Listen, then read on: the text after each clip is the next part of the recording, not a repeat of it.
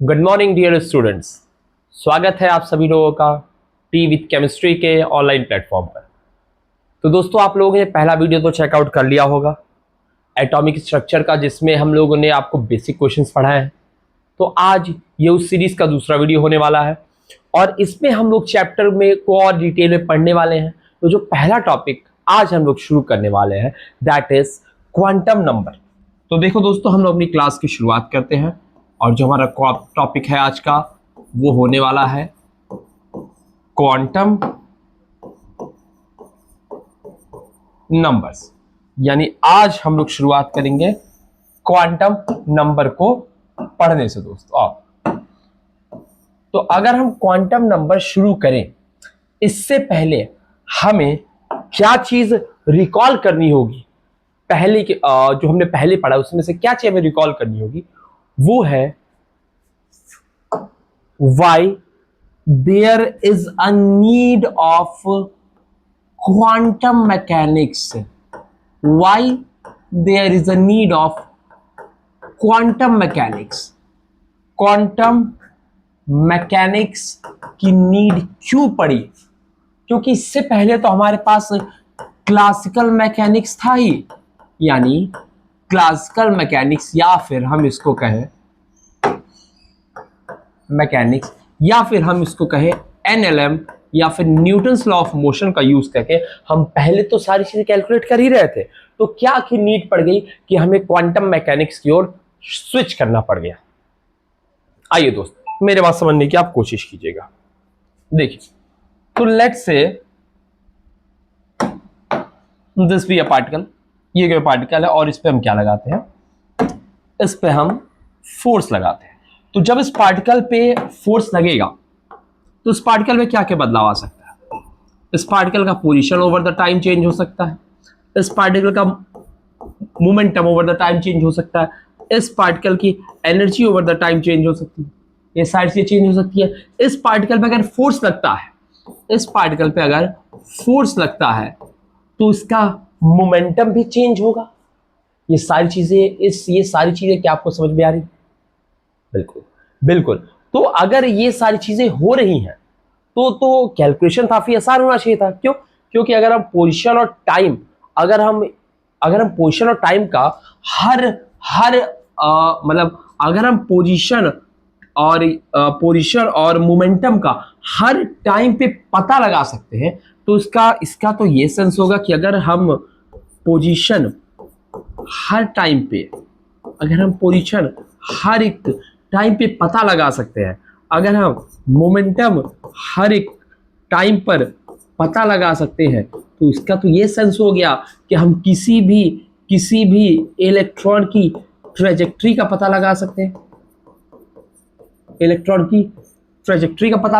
हैं। पर क्या इतना सिंपल केस होता है? तो जवाब है नहीं। क्योंकि आप लोगों ने पढ़ा है हाइजेनबर्ग्स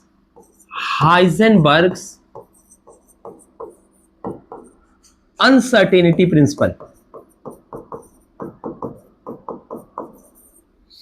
और हाइजेनबर्ग अनसर्टेनिटी प्रिंसिपल क्या कहता है? हाइजेनबर्ग अनसर्टेनिटी प्रिंसिपल ये कहता है कि भाई हम ना ही पोजीशन ना ही मोमेंटम को साइमल्टेनियसली नहीं फाइंड कर सकते। क्लियर हो गई मेरी बात? लेकिन क्लासिकल मैकेनिक्स तो ये कहता है कि हम पोजीशन और मोमेंटम दोनों को एक ही समय फाइंड कर सकते हैं।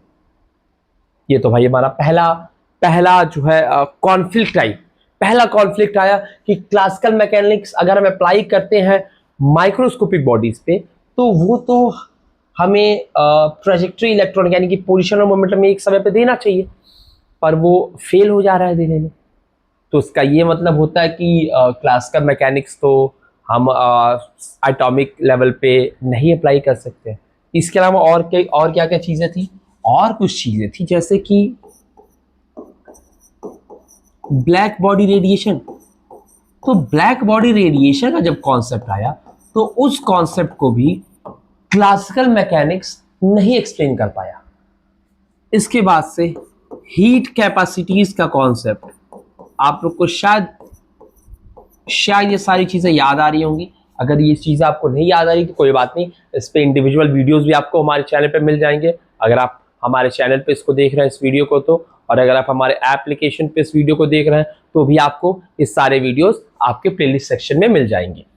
तो ब्लैक बॉडी रेडिएशन नहीं एक्सप्लेन कर पाए, हीट कैपेसिटी के बारे में कुछ नहीं बता पाए, इसके अलावा atomic spectra, atomic spectra, atomic spectra one of the major drawback यहां से निकल के आता है, क्योंकि जब एटॉमिक स्पेक्ट्रा होता है, एटॉमिक स्पेक्ट्रा अगर क्लासिकल मैकेनिक्स की बात करते हैं तो atomic spectra must be continuous, must be continuous, but वो तो कॉन्टिन्यूअस होता ही नहीं है। कैसा होता है एटॉमिक स्पेक्ट्रा, कैसा होता है atomic spectra is non continuous, ये तो नॉन कॉन्टिन्यूअस है, और अगर नॉन कॉन्टिन्यूअस है इसका ये मतलब होता है कि एनर्जी लेवल तो प्रेजेंट है, कि एनर्जी लेवल तो प्रेजेंट है, बट इसके लिए सब एनर्जी लेवल्स भी प्रेजेंट है, सब एनर्जी लेवल्स भी प्रेजेंट है दोस्त, सब एनर्जी लेवल्स भी प्रेजेंट है। यानी सबसे बड़ा मेजर कॉन्सेप्ट ड्रॉबैक तो यहां से आया कि देखिए अगर हम एनर्जी लेवल्स की बात करें, let say this be the energy level, let say this be the energy level, तो अगर कहीं भी अगर इलेक्ट्रॉन का मान लीजिए यहां से यहां ट्रांसफर होता है, तो late say this be the term numbers, let this be the energy state और द टर्म नंबर। तो अब इससे क्या होगा, जो ट्रांजिशन अगर 3 से 2 में हुआ है, तो अगर हम energy of third minus energy of second term करें तो यही हमें वैल्यू देगा उस एनर्जी की जो यहाँ से लिबरेट हो रही है। तो ये चीज़ तो फिर कुछ क्वांटाइज्ड हो गई है, ये चीज़ तो फिर कुछ क्वांटाइज्ड हो गई, तो फिर कुछ क्वांटाइज्ड, तो ये चीज़ें तो आपकी क्लासिकल मैकेनिक्स कभी नहीं बता रही थी, ये चीज़ तो क्लासिकल मैकेनिक्स ने कभी बताया ही नहीं। तो इन सब नई चीज़ों को पढ़ने के लिए हमें सहारा लेना पड़ा क्वांटम मैकेनिक्स का, हमें किसका सहारा लेना पड़ा, क्वांटम मैकेनिक्स का। तो आइए दोस्त, क्वांटम मैकेनिक्स का क्वांटम मैकेनिक्स को क्यों इंट्रोड्यूस करना पड़ा ये तो आप लोग समझ गए, क्लियर है।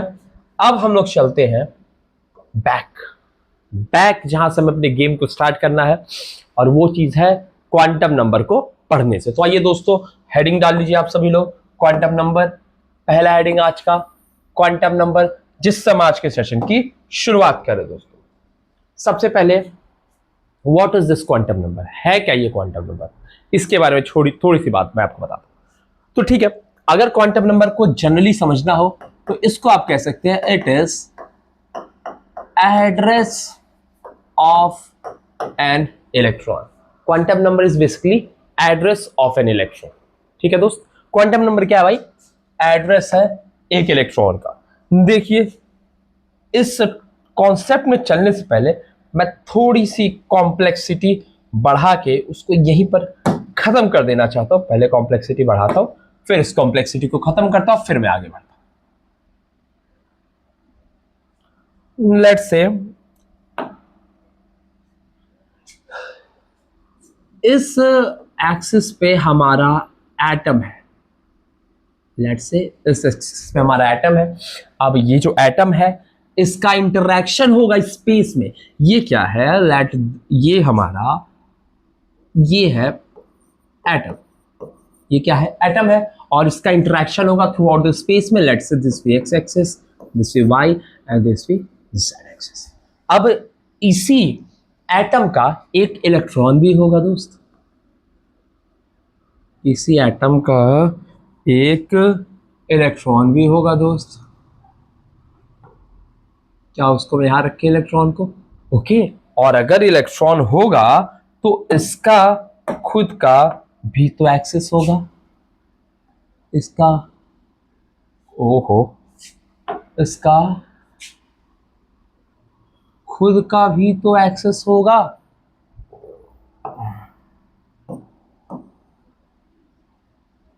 इसका खुद का भी तो एक्सेस होगा दोस्त। इसको और मैं थोड़ा सा बड़ा कर देता हूँ ताकि इसको समझने में आसानी हो। हाँ, इसका मैं कलर भी चेंज कर देता हूँ ताकि आप लोग इसको समझ पाए। यस, मेरे ख्याल से ये कलर विजुअल होगा। तो इसका अपने खुद का भी तो एक्सिस होगा। Let's say this be the X axis इसके लिए, और this be the Y axis, and this be the Z axis. तो जो एटम है उसका इंटरेक्शन थ्रू द स्पेस हम इस 3 कार्टेशियन कोऑर्डिनेट से दिखा सकते हैं। वहीं जो इलेक्ट्रॉन है उसका इंटरेक्शन विद द एटम, यानी वो तो खैर वो तो एटम का ही पार्ट है, मतलब एटम के साथ उसका इंटरेक्शन होगा, और स्पेस में जो इंटरेक्शन होगा वो इन 3 एक्सिस में दिखाए जा सकते हैं। तो यहां पे अगर हम टोटल देखें तो हमें 6 एक्सिस मिल रहे हैं। यहां पे हमें 6 एक्सिस मिल रहा है, और 6 एक्सिस और 2 पार्टिकल को साइमल्टेनियसली पढ़ना तो बहुत ही मुश्किल सा काम हो जाएगा। आप मेरी बात समझ रहे हैं? 2 पार्टिकल और 6 एक्सिस को, 6 कोऑर्डिनेट्स को एक साथ पढ़ना बहुत ही मुश्किल काम हो जाएगा दोस्तों। तो जो ये लेटर वाला जो ये दूसरा ये हमारे 3 एक्सिस है, इसका मेजर रोल हमारे कंसिडरेशन में काम आने वाला। यानी कि जब हम श्रोडिंगर को सॉल्व करेंगे तो हम श्रोडिंगर को 2 तरीके से सॉल्व कर सकते हैं। यानी हम इसको with reference to this atom भी सॉल्व कर सकते हैं, and with reference to this electron भी हम इसको सॉल्व कर सकते हैं। तो हम श्रोडिंगर वेव इक्वेशन को जब लिखते हैं, जब हम श्रोडिंगर वेव इक्वेशन को लिखते हैं दोस्तों, तो आप लोग को याद होगा psi n l and m is equal to radial part, radial part, और रेडियल पार्ट से हमें क्या क्या मिलता है, एन और एल मिलता है। वहीं जो दूसरा पार्ट होता है that is the angular part, theta and phi, और यहां से क्या मिलता है हमें, एल एंड एम मिलता है। तो this is the Schrodinger equation जिसकी हमें नीड है, जिससे हमें क्या मिलेगा, जिससे हमें मिलेगा क्वांटम नंबर, जिससे हमें क्या मिलने वाला है, क्वांटम नंबर। अब ये जो हमने बातें की ये थोड़ी सी बड़ी बड़ी बातें थी, थोड़ी बड़ी बड़ी बातें थी जो हमें करना था, इसको हमने यहाँ किया, और इसको अभी हम लगाते हैं किनारे साइड में, और हम शुरू करते हैं क्वांटम नंबर को समझना और कैसे इन चीजों की हमें जरूरत पड़ेगी इस क्वांटम नंबर की सीरीज को सॉल्व करने में। आइए दोस्तों, तो शुरुआत करें अगर हम क्वांटम नंबर्स के, तो क्वांटम नंबर है क्या, quantum number is generally simply अगर हम 2 शब्दों में जाएं, क्वांटम नंबर होता है एड्रेस ऑफ द इलेक्ट्रॉन, और कुछ नहीं है। सिंपली क्या है, इलेक्ट्रॉन का एड्रेस होता है क्वांटम नंबर।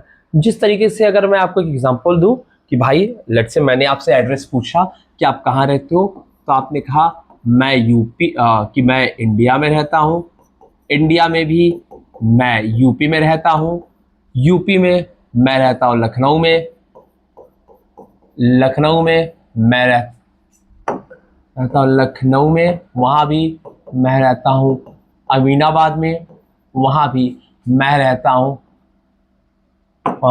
हूं, let's say lane 6 house number 24 में। तो ये एक कंप्लीट एड्रेस हो गया जहां पर अगर आप जाते हो तो आप मुझे फाइंड आउट करोगे, और अगर आप मुझे वहां पर मिलते हो इसका ये मतलब है कि आपने मुझे एग्जैक्टली ट्रेस कर लिया, आपने मुझे एग्जैक्टली लोकेट कर लिया कि मैं कहां पाया जा रहा हूं।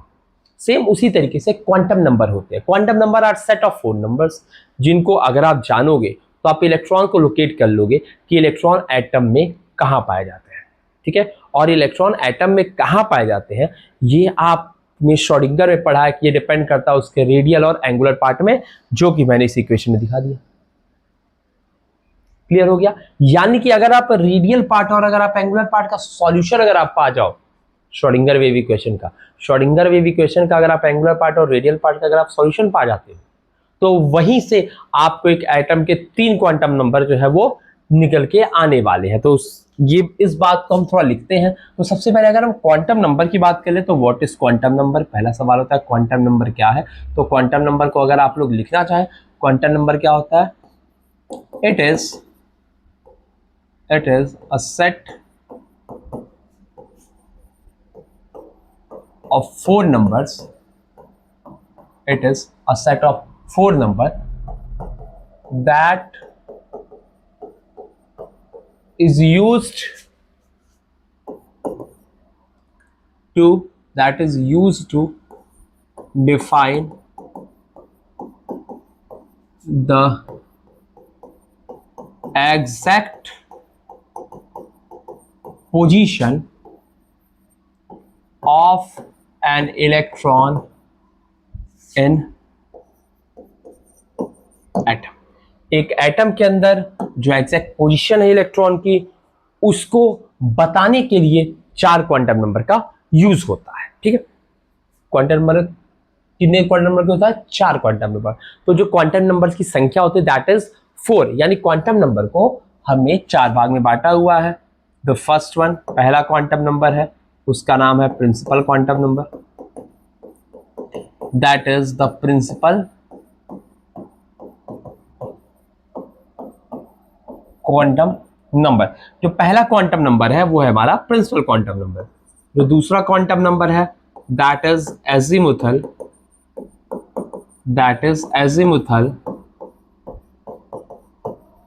Quantum number. जो तीसरा क्वांटम नंबर होने वाला है that is the magnetic quantum number. और दोस्तों यही जो 3 मेजर क्वांटम नंबर्स हैं, ये तीनों हमें ऑब्टेन्ड होते हैं, कहां से मिलते हैं हमें? From the solution of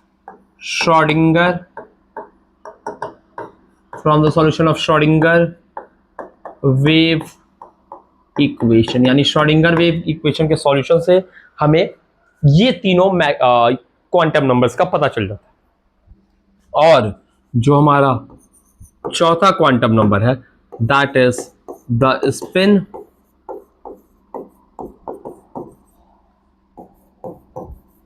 quantum number. इसका पता हमें चलता है जब हम मैग्नेटिक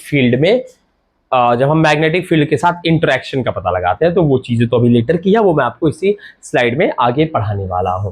फिलहाल ये सारी चीजें हैं, स्क्रीन पॉज कीजिए और इसे लिख लीजिए।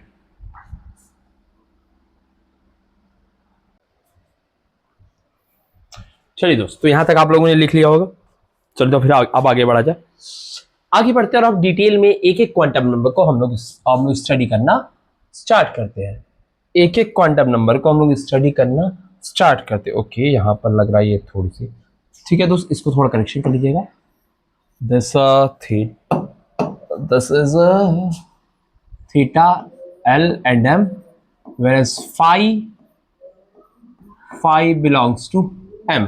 इस चीज को थोड़ा सा करेक्शन कर लीजिएगा। ये लग रहा है ये जो है थोड़ी सी गलती हो गई थी मुझसे लिखने में। आइए दोस्तों, तो अब हम लोग शुरुआत करते हैं अपने, अच्छा इसको हमने पढ़ लिया था। ओके ओके ओके, ये हो गया, ठीक है। स्लाइड नंबर 3 पे चलते हैं। तो अब हम लोग शुरू करने वाले हैं सबसे पहला क्वांटम नंबर। जो पहला क्वांटम नंबर है वो है दोस्तों प्रिंसिपल क्वांटम नंबर। तो दोस्तों हम लोग प्रिंसिपल क्वांटम नंबर की बात करने वाले हैं। यही से हम लोग चीजों को शुरू करते हैं, प्रिंसिपल क्वांटम नंबर को।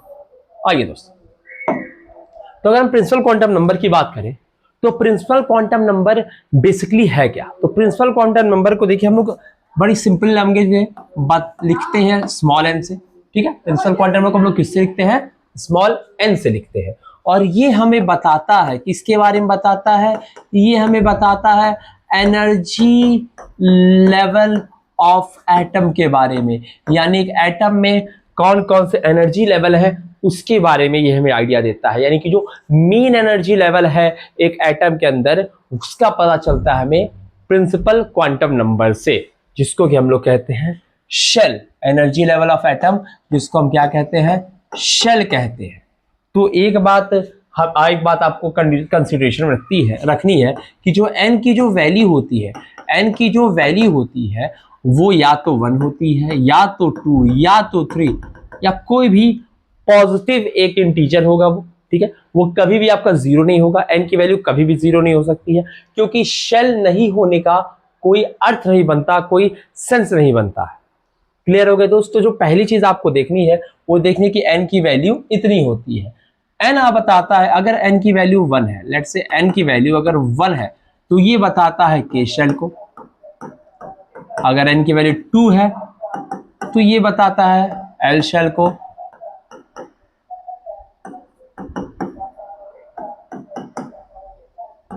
फोर है तो ये बताता है आपको n शेल को। और ये चीजें आप लोग बहुत ही पहले से पढ़ते आ रहे हो, तो मेरे ख्याल से इस पॉइंट में भी आप लोग को कोई दिक्कत नहीं होगी। इस पॉइंट में भी आप लोग को कोई दिक्कत नहीं होगी। ठीक है दोस्त। अब अगर आपको n की वैल्यू पता चल जाएगी तो आप और क्या पता लगा सकते हो। n की वैल्यू पता लगाने से आप सिंपली आप आराम से पता लगा सकते हो about the energy level of the atom by the equation energy of nth energy level, energy of the nth level is equal to -13.6 upon n square electron volt. क्या ये इक्वेशन आप लोग को याद आ रहा है दोस्तों? इस इक्वेशन का यूज करके आप एनर्जी लेवल का पता लगा सकते हो, यानी किस प्रिंसिपल क्वांटम नंबर के लिए एनर्जी क्या होने वाली है। या फिर जैसे अगर हम बात करें एनर्जी लेवल्स ऑफ एटम्स की, energy level with in the atom की, तो let's say these B the energy levels with in the atom. ये सारे एनर्जी लेवल है विद इन द एटम और ये हमारा है न्यूक्लियस। लेट्स से यहां पर हमारा क्या है? न्यूक्लियस है। तो अब जैसे जैसे एनर्जी लेवल चेंज हो रहा है तो उसकी वैल्यू किस तरीके से बदल रही है इसका आप पता लगा सकते हो with the help of this equation, जिसमें आप n की वैल्यू पुट करोगे और आपको हर एक एनर्जी लेवल की वैल्यू का आपको पता लग जाएगा। इसके अलावा और क्या क्या चीजें आप n की वैल्यू से पता लगा सकते हो? सबसे पहले आप पता लगा सकते हो कि रेडियस क्या होने वाला है nth ऑर्बिट का, by simple equation n square angstrom where r not is equal to 0.529। ठीक है दोस्त, यहां से भी आप जो है पता लगा सकते हो कि रेडियस क्या होने वाला है और ऑर्बिट का, जिस ऑर्बिट में पर्टिकुलर इलेक्ट्रॉन है या फिर जो भी ऑर्बिट हमारा कंसीडरेशन में लिया गया दोस्त। तो ये सारी कुछ बेसिक इंफॉर्मेशन है जो आपको पता होनी चाहिए जब आप प्रिंसिपल क्वांटम नंबर को पढ़ते हो। तो इसको दोस्तों नोट कीजिए। तो चलिए दोस्तों, इसको भी आपने नोट कर लिया होगा। तो मेरे ख्याल से रेडियस के बारे में आपको चीजें समझ में आ गई होंगी। अगर रेडियस के बारे में आपको चीजें नहीं समझ में आई तो मैं थोड़ा सा और इस पर डिटेल में चलता हूं। मैं देखिए, let's say this be the nucleus. तो अगर न्यूक्लियस के बाद जो भी शेल होंगे, न्यूक्लियस के बाद ये जो भी शेल्स होंगे, इनका कुछ ना कुछ तो रेडियस होगा, इनका कुछ ना कुछ तो रेडियस होगा। तो अगर ये जो हमारा पहला, let's say this be the r1 radius, ये अगर जो है r0 लिखिए, r0 लिखिए इसको, तो इसके बाद जो ये दूसरा रेडियस होगा इसका पता लगाना, या फिर यहाँ से ये तीसरे रेडियस का, ये चौथे रेडियस, तीसरे चौथे रेडियस से मेरे कहने का मतलब है कि भैया एनर्जी लेवल n बराबर 1 तक जाना, n बराबर 2 तक जाना, n बराबर 3 तक जाना, n बराबर 4 तक जाना and so on. Different energy level की जो दूरी है फ्रॉम द न्यूक्लियस, इसको पता लगाने के लिए हम इस इक्वेशन का यूज करते हैं दोस्तों। समझ गए? R n is equal to r not into n square angstrom. यहां से हमें क्या मिलेगा? यहां से हमें रेडियस मिल जाएगा of the different energy level, या फिर हमें दूरी मिल जाएगी of the different energy level from the nucleus. क्या ये मेरी बात अब क्लियर हो रही है आपको? तो यहां से हमें ये भी पता लग जाने वाला है अगर हम प्रिंसिपल क्वांटम नंबर के बारे में जानते हैं तो आप देख सकते हैं दोस्त, प्रिंसिपल क्वांटम नंबर को जानने से आप कितनी ज्यादा इंफॉर्मेशन पता लगा लिए हैं एक इलेक्ट्रॉन के बारे में। ठीक है, या विद इन द एटम क्या क्या चीजें हैं वो सब आप पता लगा चुके हैं सिर्फ अभी एक प्रिंसिपल क्वांटम नंबर जान करके। चलिए इसके आगे बढ़ते हैं और देखते हैं क्या क्या चीज हम लोग पता लगा सकते हैं। तो अगर मैं अगली पॉइंट की बात करूं, that is the angular momentum part. यानी अगर हमें एंगुलर मोमेंटम का पता लगाना है तो उसका भी हम पता लगा सकते हैं by just knowing the value of principal quantum number n। तो ये किस तरीके से कर सकते हैं, हम सबको पता है angular momentum is given by the term mvr and this is equal to nh upon 2 pi. ठीक है, ये जो क्वांटाइजेशन इक्वेशन थी, ठीक है, एनर्जी क्वांटाइजेशन इक्वेशन थी ना, कि इलेक्ट्रॉन वहीं पर रिवॉल्व करता है जहां पर उसका एंगुलर मोमेंटम इंटीग्रल मल्टीपल होता है h अपॉन 2 पाई का। याद आ रहा है आपको? तो ये जो n वैल्यू है, this is the principal quantum number. तो अगर हम प्रिंसिपल क्वांटम नंबर को यहाँ पर पुट करते हैं तो हम लोग वहां पर जो एंगुलर मोमेंटम का वैल्यू है उसको पता लगा सकते हैं।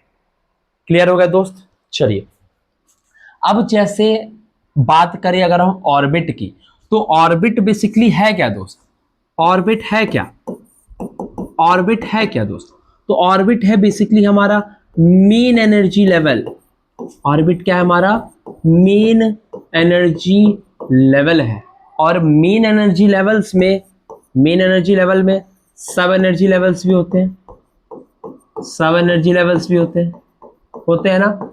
मेन एनर्जी लेवल के अंदर सब एनर्जी लेवल्स भी होंगे। ठीक है, तो अच्छी बात है। तो आइए सातवीं चीज जो हम लोग पता लगा सकते हैं, वो पता लगा सकते हैं नंबर ऑफ ऑर्बिटल्स, यानी कितने orbitals, number of orbitals in a shell. एक शेल में कितने ऑर्बिटल है, इसका हम लोग पता लगा सकते हैं by knowing the value of principal quantum number. और कैसे निकलेंगे? ये बराबर होता है n स्क्वायर के। ठीक है, कैसे? देखो दोस्त, n की वैल्यू 1 है, अगर n की वैल्यू 1 है तो नंबर ऑफ ऑर्बिटल्स कितने होंगे? नंबर ऑफ ऑर्बिटल्स कितने होंगे दोस्त? वो होंगे 1 के स्क्वायर के बराबर। दैट इज वो कितने होंगे? वो होंगे 1 के स्क्वायर के बराबर। और वो कितना होगा? 1। यानी कि अगर प्रिंसिपल क्वांटम नंबर की वैल्यू, प्रिंसिपल क्वांटम नंबर का बराबर 1 है तो उसमें ऑर्बिटल भी सिर्फ एक होने वाला है। अगर प्रिंसिपल क्वांटम नंबर की वैल्यू 2 होगी तो इसके लिए अगर हम ऑर्बिटल का पता लगाएं तो कितना आने वाला है? That is going to be 4। अगर n की वैल्यू 3 होती है तो अगर हम इसके लिए ऑर्बिटल का पता लगाएं तो that is going to be 9। अगर हम n की वैल्यू 4 रखते हैं और इसके लिए हम ऑर्बिटल का पता लगाएं तो that is going to be 16 and so on. तो ये तो नंबर ऑफ ऑर्बिटल्स हो गए एक शेल में। एक शेल में कितने ऑर्बिटल होते हैं इसका पता लगाना हो तो वो भी आप लगा सकते हो just by knowing the principal quantum number. इसके अलावा अगर हम अगले पॉइंट पे चले, अगली चीज जो हम लोग पता लगा सकते हैं that is maximum number of electron in a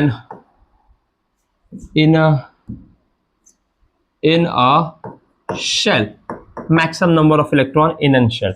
और ये हम कैसे पता लगा सकते हैं? देखिए दोस्त, ये पता लगा सकते हैं हम लोग 2n स्क्वायर से। तो आइए वापस से कंडीशन को पुट करते हैं।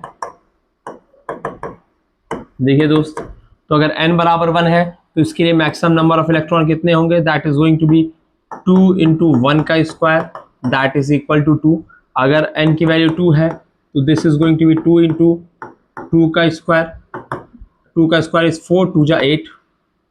नाउ दिस 2 इंटू 3 का स्क्वायर, 3 जा 9, 2 जा 18, n is equal to 4, 2 into 4 का square and this is going to be 32। तो यहां से दोस्तों प्रिंसिपल क्वांटम नंबर से जो जो भी चीजें हम फाइंड आउट कर सकते थे वो सारी चीजें हम लोगों ने जो है फाइंड आउट कर दी यहां पर। मेरे ख्याल से आप लोग को इसमें कोई दिक्कत नहीं होगी। इसके अलावा अभी कुछ और अच्छे अच्छे क्वेश्चन यहाँ बनते हैं जो हम लोग यहाँ से डील कर सकते हैं, उसको हम लोग आगे वाले सेक्शन में देखने वाले हैं। फिलहाल आपने यहाँ तक नोट कर लिया था और इसके आगे मैं हट रहा हूँ। आप स्क्रीन पॉज कीजिए और आप जो है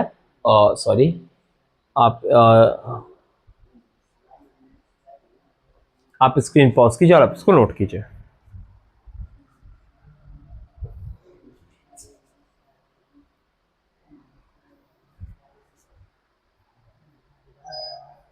ओके दोस्तों, मुझे लगता है अब तक आपने इसको नोट कर लिया होगा। तो आइए हम लोग आगे बढ़ते हैं और चलते हैं अपने दूसरे क्वांटम नंबर की ओर, जो कि है एजिमुथल क्वांटम नंबर, जो कि है एजीमुथल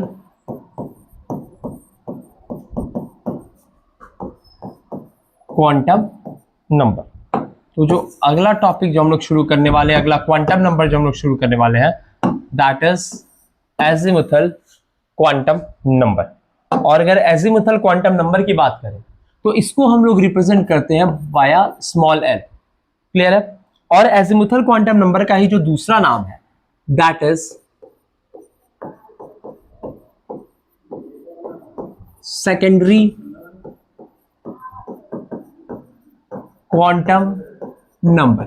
यानी इसी का जो दूसरा नाम है that is the secondary quantum number, या फिर इसी को और हम एक नाम से बुलाते हैं, हम इसको कहते हैं subsidiary quantum number. Subsidiary quantum number. So total 3 नाम है जिससे हम एजीमुथल क्वांटम नंबर को बुलाने वाले हैं। The first one is azimuthal quantum number, दूसरा इसको हम बोल सकते हैं सेकेंडरी क्वांटम नंबर, और तीसरा हम इसको बोल सकते हैं सब्सिडियरी क्वांटम नंबर। तो देखिए दोस्त, एजीमुथल क्वांटम नंबर बेसिकली हमको बताता क्या है? तो एजीमुथल क्वांटम नंबर हमको बेसिक जो चीज बता रहा है that is information about the sub energy levels, यानी एनर्जी के अंदर भी जो सब एनर्जी होती है ये उसके बारे में हमें इंफॉर्मेशन दे रहा है। यानी एजीमुथल क्वांटम नंबर का पता होने से हम लोग एनर्जी के अंदर जो सब एनर्जी लेवल्स है उनका पता लगा सकते हैं। यानी कि शेल्स, यानी कि दोस्तों जो शेल है, इस शेल को अगर हम मैग्नीफाई करें तो इसके अंदर सब शेल्स प्रेजेंट होंगे। अगर हम इसको जूम करते हैं दोस्तों, तो इसके अंदर हमें ऐसे सब शेल्स प्रेजेंट मिलेंगे। इसके अंदर क्या मिलेंगे? हमें ऐसे सब शेल्स मिलने वाले हैं। तो उसके बारे में जो इंफॉर्मेशन है, मुझे लग रहा है कि मुझे यही यूज करना चाहिए। यस, इसके अंदर ऐसे हमें सब शेल्स मिलने वाले हैं। तो इन सब शेल्स का जो इंफॉर्मेशन हमें प्रोवाइड करेगा वो होने वाला है हमारा एजीमुथल क्वांटम नंबर। तो देखिए दोस्त, अगर हम एजीमुथल क्वांटम नंबर की वैल्यूज की बात करें तो इनकी जो वैल्यूज होती हैं, वैल्यूज ऑफ एल, ये डिपेंड करती हैं, डिपेंड्स ऑन एन, यानी एन की वैल्यू पे एल की वैल्यू डिपेंड करती है। किस तरीके से? देखिए, तो अगर हम वैल्यू ऑफ एन की बात करें तो ये जो वैल्यू होती है ये आपकी वैरी करती है फ्रॉम 0 टू n-1, यानी 0 से n-1 तक जो l की वैल्यू होती है वो क्या करती है? वेरी करती है। तो आइए दोस्तों, इस चीज को अगर हम सॉल्व करें तो लेट से n की वैल्यू अगर 1 है तो इस केस में l की जो वैल्यू होगी वो होगी 0 से लगाए 1-1, यानी कि सिर्फ और सिर्फ 0 होने वाली, यानी L की सिर्फ एक वैल्यू होने वाली है। यानी फर्स्ट मेन एनर्जी लेवल में सिर्फ एक ही सब एनर्जी लेवल होने वाला है। मेरी बात समझ में आ रही है? यानी फर्स्ट मेन एनर्जी लेवल में सिर्फ एक ही सब एनर्जी लेवल होने वाला है। वहीं अगर n बराबर 2 की बात करें तो इसके लिए L बराबर होने वाला है 0 से लगाए 2-1 तक, यानी कि 0 और 1 होने वाला है। वहीं अगर n की वैल्यू हम 3 रखते हैं तो l की जो वैल्यू है वो 0 से लेकर के 3-1, यानी कि 0, 1 और 2 होने वाली है। और अगर हम n की वैल्यू 4 रखते हैं तो l की वैल्यू 0 से लगाए 4-1, यानी कि 0, 1, 2 और 3 होने वाली है। दिख रहा है? तो इसका मतलब जो हमारा पहला एनर्जी लेवल है n बराबर 1, हाँ एक बात का ध्यान दीजिएगा, n की वैल्यू जितनी कम है इसका ये मतलब होता है कि वो न्यूक्लियस के उतने ही करीब है। n की वैल्यू जितनी छोटी होगी, n की वैल्यू 1 है मतलब वो न्यूक्लियस के सबसे करीब है। 2 वाला न्यूक्लियस उतने दूर होगा, 3 वाला और दूर होगा, 4 वाला और दूर होने वाला है। ठीक है दोस्त, तो अब क्या हुआ यहाँ पर? अब हमने यहाँ पर क्या देखा कि जब n बराबर 4 है तो उसके लिए हमारे पास 4 एनर्जी लेवल्स प्रेजेंट है, 4 सब एनर्जी लेवल्स प्रेजेंट है। यहाँ पर एक सब एनर्जी लेवल प्रेजेंट है, यहाँ पे 2 है, यहाँ पे 3 है, यहाँ पे 4 सब एनर्जी लेवल प्रेजेंट है। क्लियर हो गया दोस्त? मेरे ख्याल से बात आप लोग को समझ में आ रही होगी।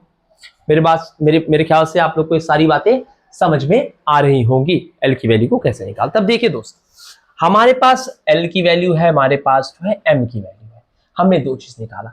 और अब हम यहां से क्या चीजें और फाइंड आउट कर सकते हैं, तो अगर उसके बारे में थोड़ी सी हम बात कर ले तो देखिए, पहले तो जो L की वैल्यू आई है, ये किसकी, इसका डेजिग्नेशन क्या है, किस चीज को ये बता रही है। देखिए, अगर आपको कहीं पर भी L बराबर 0 मिलता है तो ये आपको बताएगा S सब शेल के बारे में, ये बताता है S सब शेल के बारे में। अगर आपको L की वैल्यू कहीं 1 मिलती है तो ये आपको बताएगा P सब शेल के बारे में। अगर आपको L की वैल्यू 2 मिलती है तो ये आपको बताएगा D सब शेल के बारे में, ठीक है दोस्त। और अगर आपको L की वैल्यू 3 मिलती है तो ये आपको बताएगा F सब शेल के बारे में, F सब शेल के बारे में। इसकी वैल्यू अगर L की वैल्यू अगर आपको 4 मिलती है तो ये आपको बताएगा G सब शेल के बारे में। अगर इसकी वैल्यू अगर आपको L की वैल्यू अगर आपको 5 मिलती है तो ये आपको बताएगा H सब शेल के बारे में, एंड सो ऑन। तो ये तो डिफरेंट सबशेल्स हैं जिसके बारे में आपको इंफॉर्मेशन मिलेगी जब आप L की वैल्यू जान जाओगे। इसका कहने का ये सेंस हो गया कि अगर n की वैल्यू 1 है तो उसमें सिर्फ s प्रेजेंट है, अगर n की वैल्यू 2 है तो वहां s और p सबशेल्स प्रेजेंट है, अगर n की वैल्यू 3 है तो s p और d सबशेल प्रेजेंट है, n की वैल्यू 4 है तो s p d और f सबशेल प्रेजेंट है with in the atom. Sorry, I hope कि ये सारी चीजें आपको क्लियर हो गई होंगी दोस्तों।